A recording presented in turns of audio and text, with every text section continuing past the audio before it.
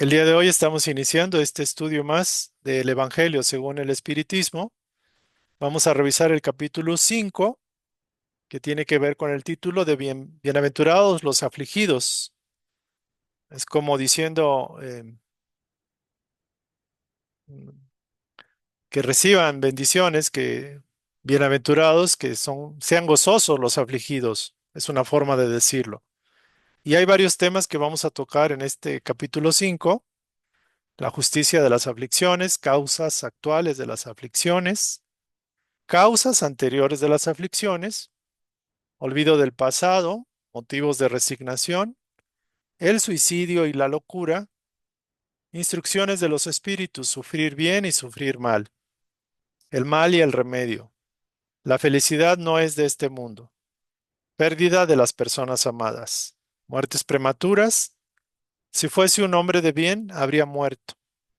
Los tormentos voluntarios, la verdadera desgracia, la melancolía, pruebas voluntarias, el verdadero silicio, que preguntaban anteriormente. ¿Debe ponerse término a las pruebas del prójimo? ¿Será lícito abreviar la vida de un enfermo que sufre sin esperanza de curarse? Sacrificio de la propia vida, provecho de los padecimientos para el prójimo. Esos son los temas que vamos a tocar en este capítulo 5 y vamos a empezar. Siempre se les recuerda y se les sugiere que estudien previamente este material, porque en cada sesión explicamos cuál es el siguiente material que vamos a revisar. Yo me permití marcar con color amarillo algunos textos que me parecen sumamente relevantes, aunque obviamente para entenderlo bien hay que leer todo el contenido. Pues debido a que tenemos corto tiempo y también que ya se supone que todo el mundo leyó, pues nos damos a la tarea de reforzar las ideas principales. Esa sería la forma en que estoy trabajando. Y bueno, voy a leer esta parte porque es la parte, digamos, la narrativa, la parte expositiva del Evangelio, extraído obviamente, de las Escrituras. Dice así: uno, bienaventurados los que lloran. Y podemos visualizar las personas que lloran, porque ellos serán consolados. Es decir, después de llorar y de alguna forma vivir la experiencia del sufrimiento y de padecerlo, van a ser consolados. Bienaventurados los que tienen hambre y sed de justicia, porque ellos serán saciados. Me recuerdo a las personas que tienen sed de justicia, que perdieron algún familiar y tantas aparentes injusticias que hay en la vida, pero ellos serán saciados en su demanda. Bienaventurados los que padecen persecuciones por la justicia, aquellos que desean actuar en bien y son muchas veces perseguidos, aún por la misma justicia humana. Me recuerdo los países, por ejemplo, comunistas, donde hay personas que buscan la justicia, los derechos humanos, porque de ellos es el reino de los cielos. En San Mateo 5, 5, 6 y 10. Y dice también, continúa 2, bienaventurados vosotros, los que sois pobres, porque vuestro es el reino de los cielos. Bienaventurados vosotros los que tenéis hambre ahora, porque seréis saciados. Felices vosotros los que lloráis ahora, porque reiréis. San Lucas 6, 20 y 21. Y dice así: mas ay de vosotros los ricos, porque tenéis vuestro consuelo en el mundo. Ay de vosotros los que estáis saciados, porque tendréis hambre. Ay de vosotros los que reís ahora, porque gemiréis y lloraréis. San Lucas capítulo 6, versículo 24 y 25. Entonces esto nos suena bastante interesante, nos suena un poco impactante.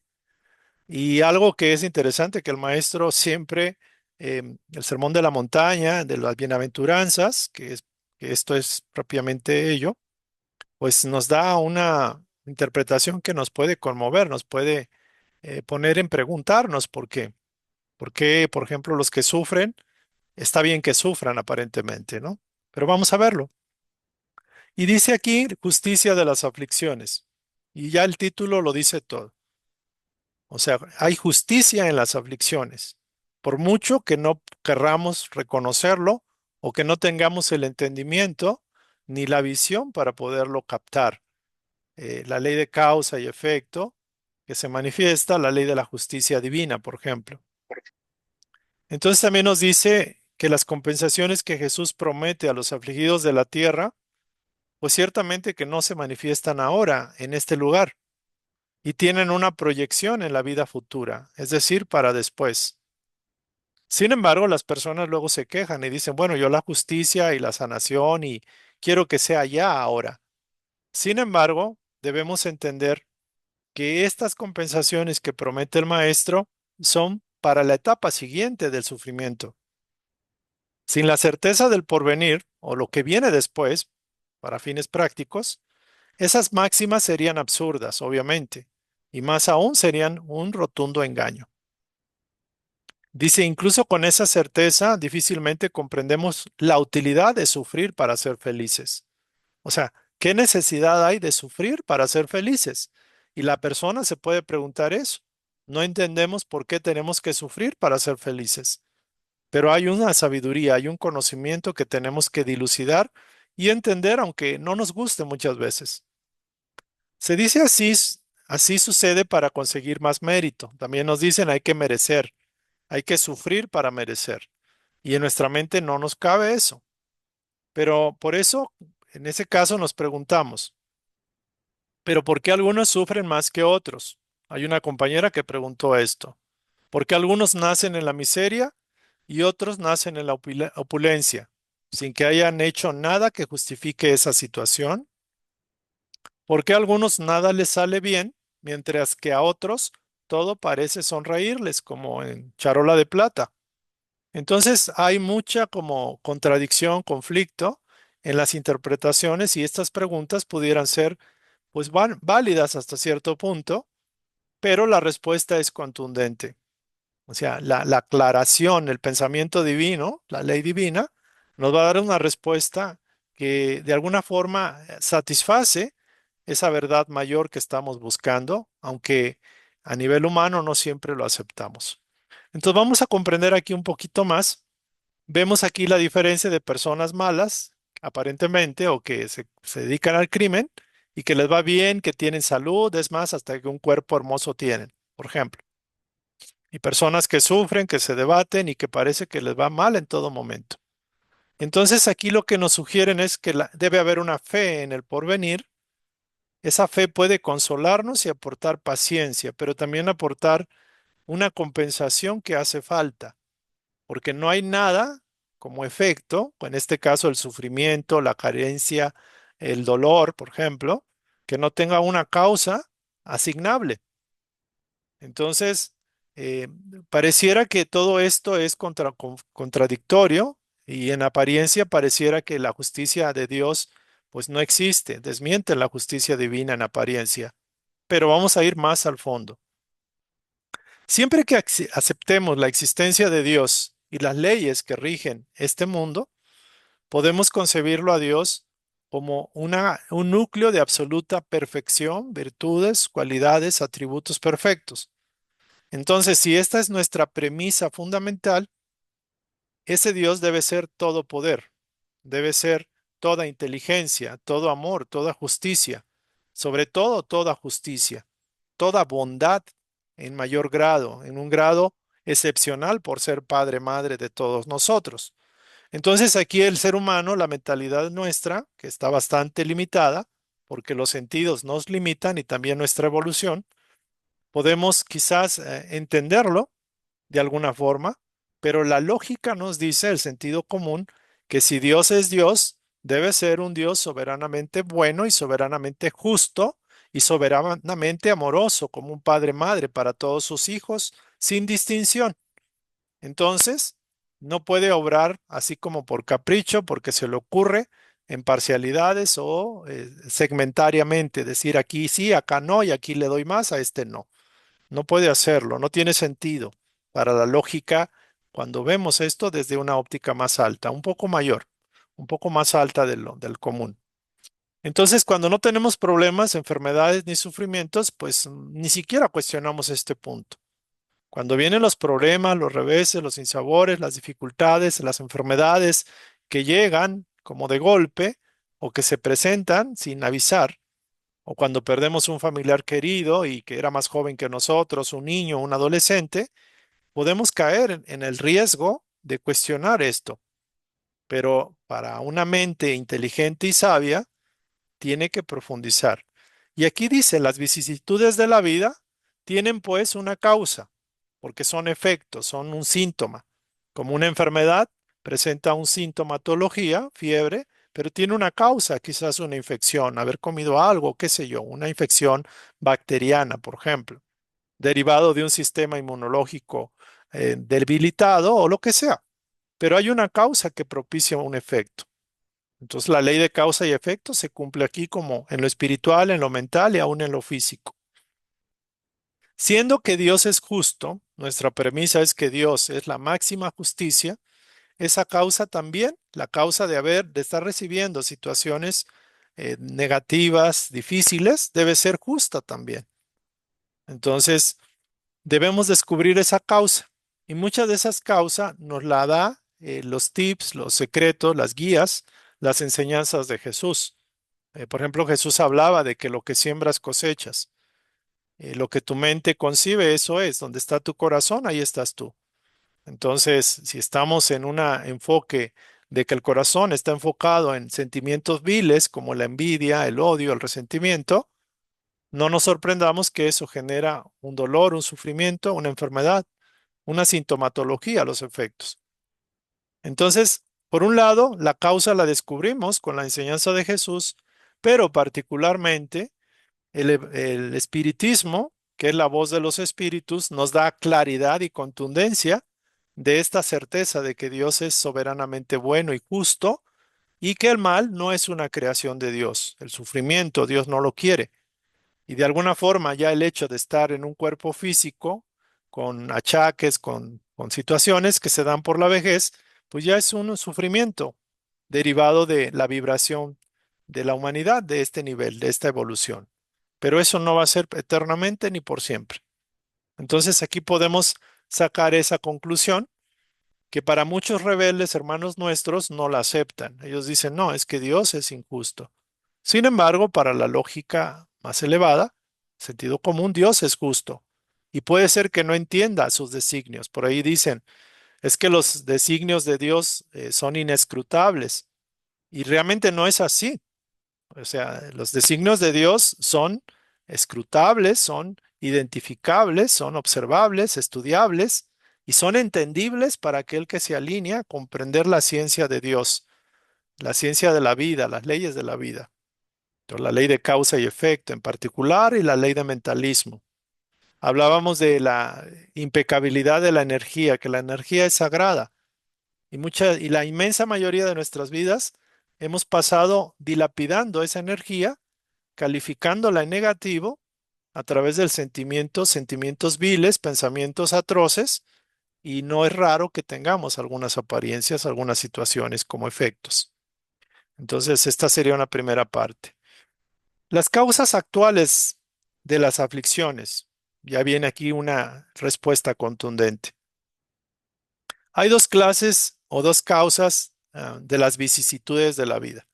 La causa puede estar atribuible a la vida presente, a la vida actual, pero también puede tener un origen en vidas anteriores, en vidas pasadas. Y esto depende mucho de la forma en que canalizamos o conducimos el carácter y la conducta de las personas que padecen o padecemos situaciones pues nada gratas. ¿Por qué? Dicen por ahí, y dice las frases bíblicas, ¿no? La paga del pecado es muerte. Y suena así como terrible para nosotros. Dice, wow, ¿a poco tanto por tan poco? Bueno, es una forma de decirlo. Pecado es errar al blanco y pecado significa no usar de manera sagrada, de manera venerable, de manera, digamos, pura la energía creativa. Es decir, de alguna forma la usamos como si fuera propiedad nuestra y pensamos que usarla en mal para sacar un provecho personal egoísta normalmente, pues no tendría consecuencias, pero las tiene. Entonces, y todo derivado del carácter y de la forma de conducirnos y de conducir la energía. Dice aquí, ¿cuántos hombres caen por su propia culpa? ¿Cuántos son víctimas de su imprevisión? de su orgullo y de su ambición. Y eso no es de Dios, eso es del ser humano. Entonces caemos por nuestro propio peso, nos tropezamos con nuestro propio pie, por decirlo de alguna forma. ¿Cuántos terminan en la ruina? ¿Por qué? Por falta de orden y de perseverancia, pero también de previsión, porque la conducta está errática y no saben, no cuidan, no respetan y de alguna forma no pusieron límites a esos deseos equivocados, desmedidos, que arruinan su propio ser, su propio cuerpo, su propia economía. ¿Cuántas uniones desdichadas? ¿Cuántos matrimonios arreglados por conveniencia y derivado de que les llamó la atención el cuerpo del otro, pero no se fijaron en el corazón del otro? Entonces calcularon que podían tener una familia rica, incrementar la riqueza, los intereses o por vanidad o por belleza. Entonces, de alguna forma, esas uniones desdichadas provocan frutos desdichados.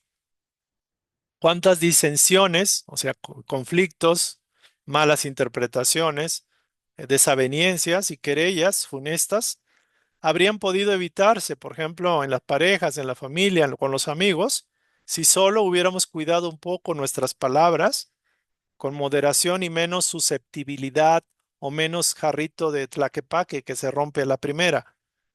¿Cuántas cosas hubiéramos evitado si no hubiéramos sido tan personalistas y sentirnos, digamos, afectados y dolidos y lastimados por el otro, como si nosotros no nos hubiéramos equivocado alguna vez? Entonces hay falta de entendimiento, hay falta de humildad, hay falta de tener paciencia, tener perseverancia y aprender a perdonar y a soltar. ¿Cuántas dolencias y enfermedades son consecuencia de la intemperancia, es decir, de deseos malsanos, de no respetar la temperancia, o sea, la templanza en el sentimiento, en las emociones, en los deseos y de los excesos de toda clase? Indudablemente, cuando en una balanza le metes más cosas a un lado del platillo, se va a desbalancear, se puede desajustar el cuerpo y puede morir el cuerpo. O sea, personas que se embrutecen en el alcohol, en las drogas, en el cigarro y en muchos excesos.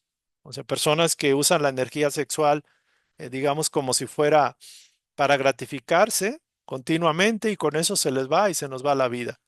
Entonces, hay tantos excesos de toda clase, innumerables las desviaciones y los errores que cometemos.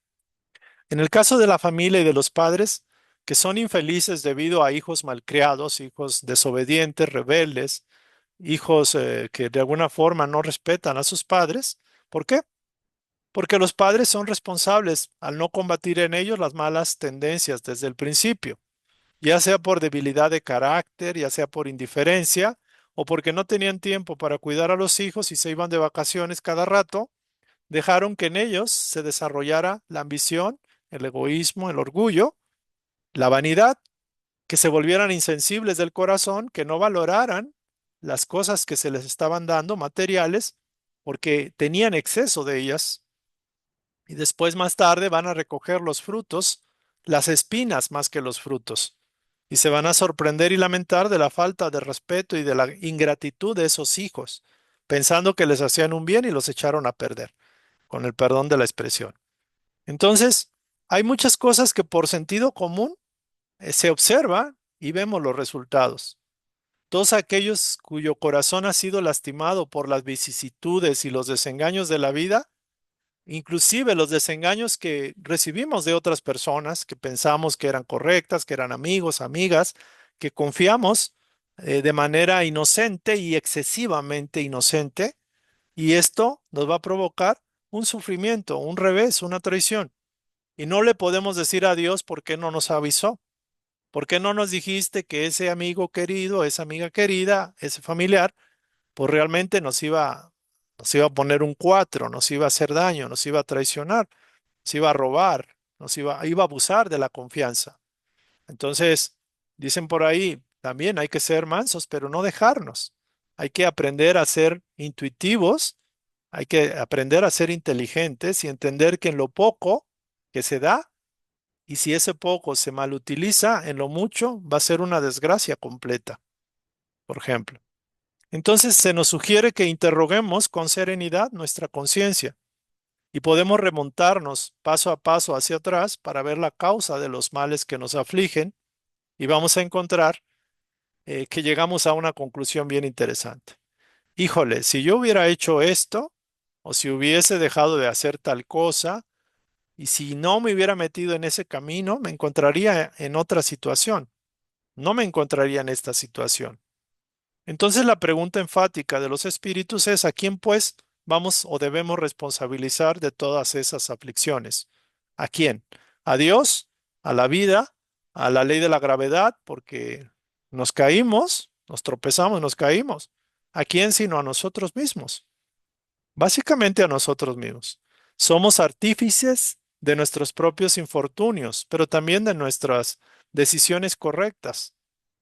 No obstante, en vez de reconocerlo, encontramos más sencillo y menos humillante para nuestra vanidad y nuestro orgullo personal acusar de ello a Dios, a la suerte, a la providencia, a la vida, a los demás, a la familia, a la genética, a la herencia y a la falta de oportunidades o bien a nuestra mala estrella o que fuimos ya de nacimiento marcados.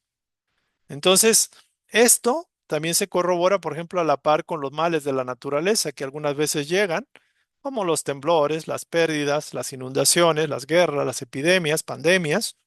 Y aquí nos dice que aún eso, el hombre debe de evitarlas o debe trabajar para su progreso moral, progreso físico, progreso de salud, progreso intelectual. Las epidemias en este plano, o situaciones fuertes, pues están. Y de alguna forma también, por alguna razón, a nivel colectivo, creamos esas realidades con la mente colectiva, sin darnos cuenta, sin siquiera notarlo. Entonces, hay mucho que aprender, mucho que conocer, mucho que saber. Las leyes humanas no necesariamente abarcan todas las faltas. Y de alguna forma se nos dice aquí, y con esto vamos a terminar. Esta es la parte que, bueno, todavía falta, pero vamos a cerrar aquí. Fíjense aquí lo que dice. Dios quiere el progreso de todas sus criaturas y por eso no deja impune ninguno de los desvíos del camino recto.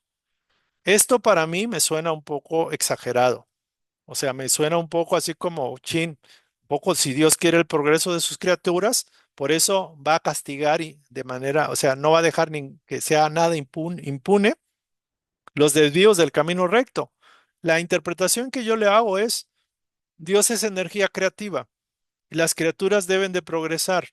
Y no van a progresar si no entienden y no se responsabilizan del uso adecuado de la energía que Dios nos concedió. Entonces, no es que Dios nos esté viendo con lupa para castigarnos al primer error o desvío. Básicamente, el mal uso de la energía regresa a su creador. Entonces, esa es la interpretación que yo les doy, que yo le doy a este texto.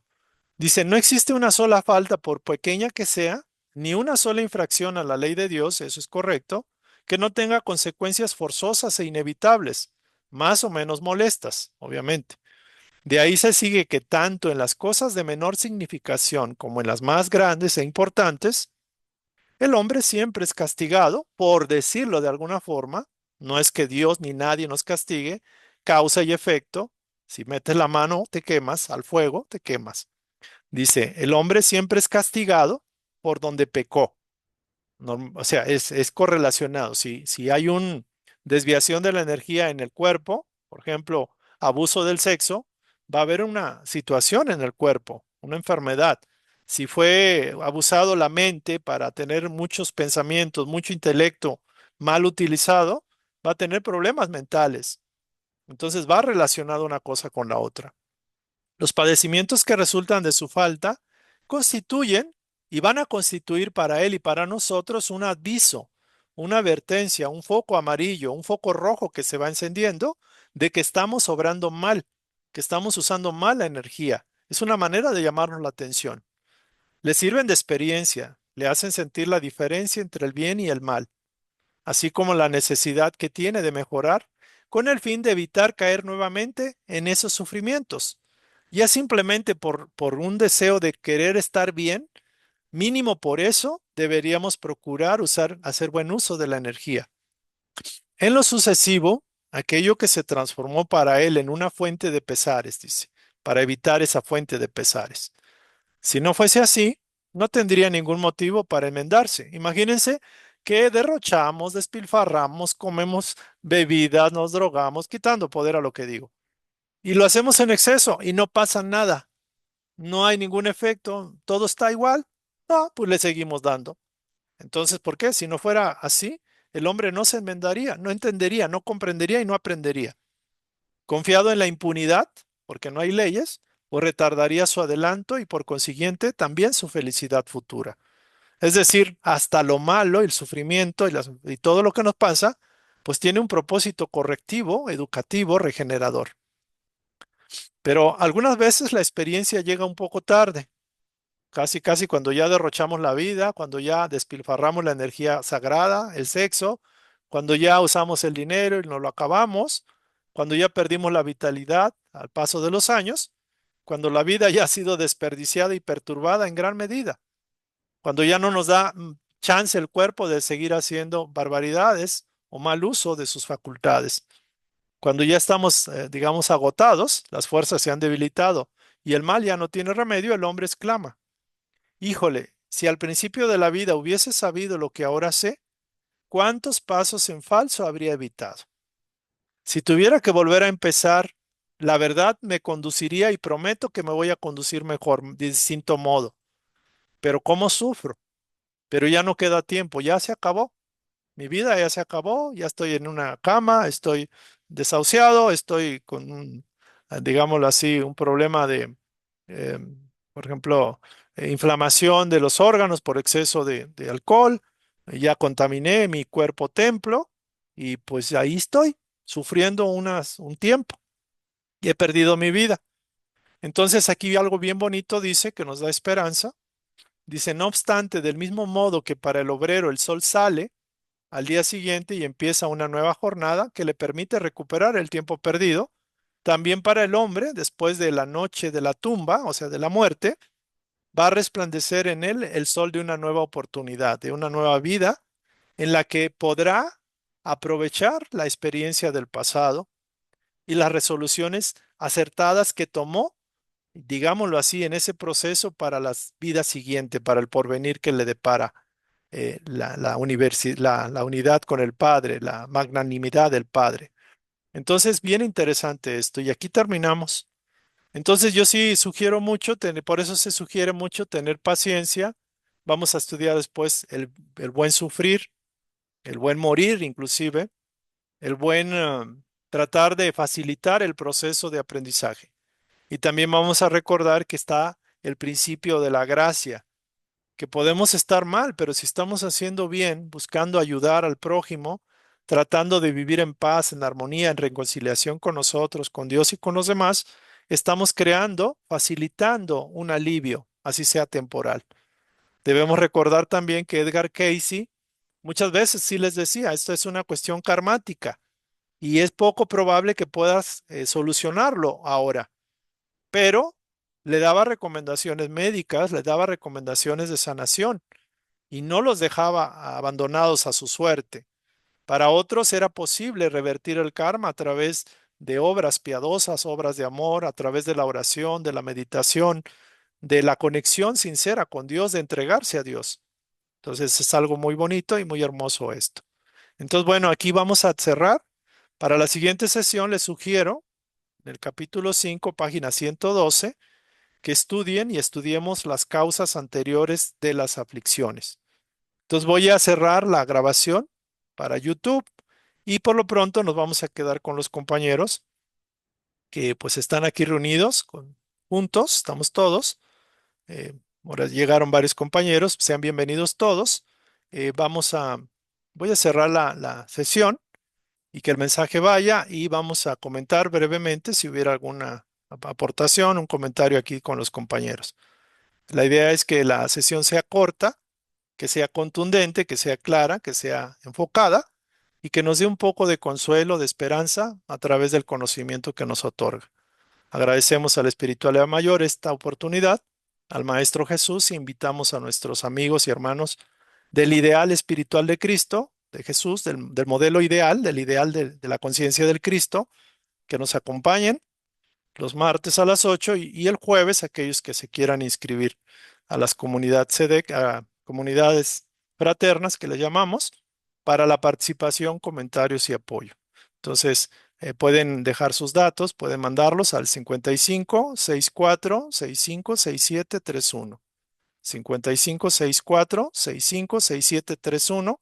Pueden enviar su nombre, su fecha de nacimiento y pueden entrar. Les mandamos el link para que entren los jueves, reunión de comunidad fraterna. Entonces, que pasen excelente noche. Nos vemos a la próxima. Entonces, aquí cerramos. Gracias.